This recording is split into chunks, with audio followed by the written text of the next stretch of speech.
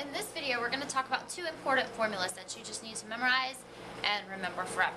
They are the distance formula and the midpoint formula. And these help us when we're looking for the lengths of lines, the centers of lines. They can help you find perimeter.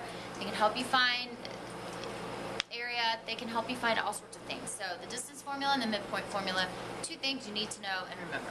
So let's start with the distance formula. You can find the distance between any 2 points if you have the ordered pairs x1, y1, and x2, y2.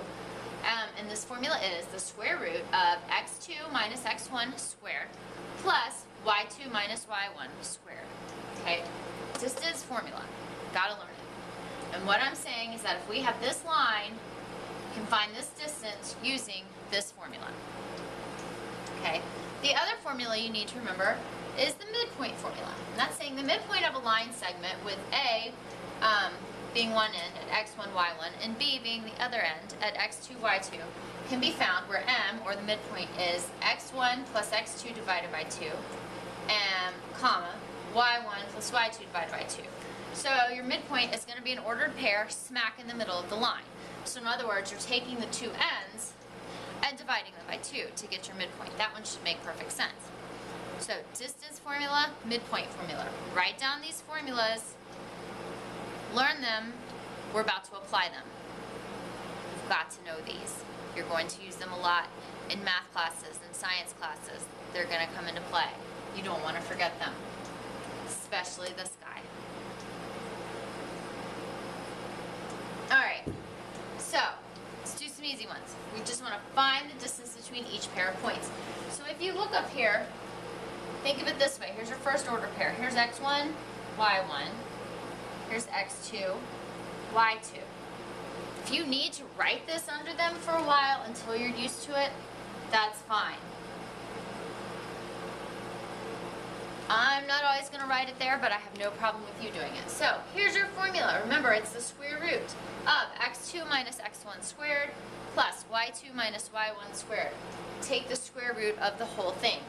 Yes, every step is necessary. And remember, you subtract in the parentheses, you add in between. You do take this, you square them before you take the square root. So let's look at this. If we plug in our x1, y1, x2, and y2, we get negative 8 minus 7, negative 3 minus negative 3. So we're going to get negative 15 squared plus 0 squared. Lucky us, that 0 squared is going away. So we just end up with negative 15 squared. That negative is going to go away. So we get the square root of 225. Well, this is an easy one. The square root of 25 is just 15.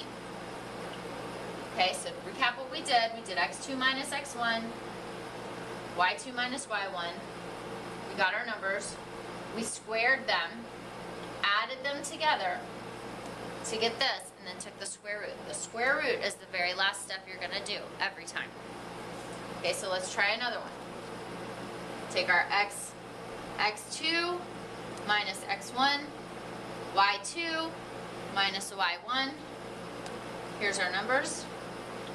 I'm going to square it. I'm going to get 16 here. I'm going to get 7 there.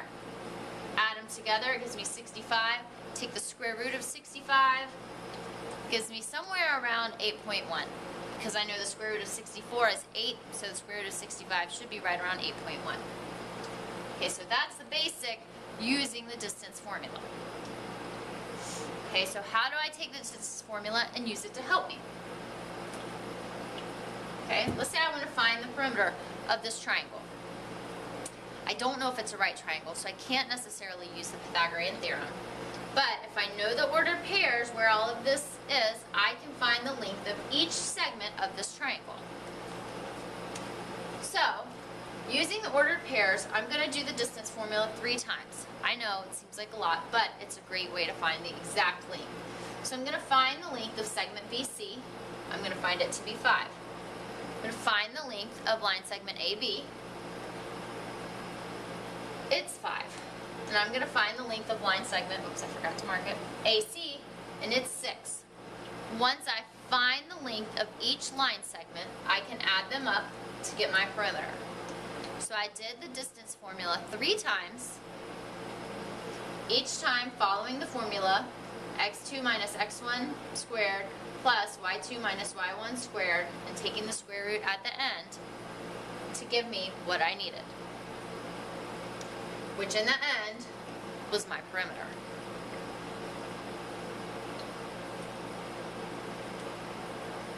Alright, so what about this other formula I told you you needed to know?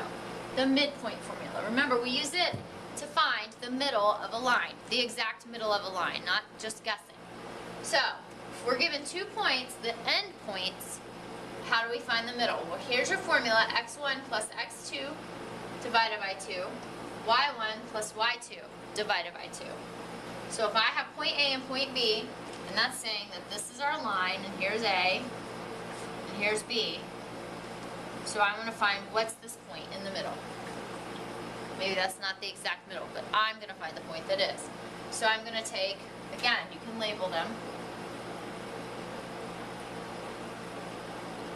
I'm going to take x1 plus x2 this time, and this time I'm going to add them and divide by 2. 2 plus 0 divided by 2 just gives me 1. Now I'm going to take y1 plus y2, 5 plus 7, I'm going to divide it by 2. 5 plus 7 is 12, divided by 2 gives me 6. This time I just write my answer as an ordered pair, because if this line were graphed, this would be an ordered pair. Okay, same thing happens here. If I did x1, y1, so here's x1 plus x2, 12 plus negative 2 is just 10. 10 divided by 2 gives me 5. So my x-coordinate of my midpoint of that line would be 5. Now when I do y1, which is 2, plus y2, 2 plus negative 9, gives me negative 7 divided by 2, should not be 5.5. Something is not right there. So,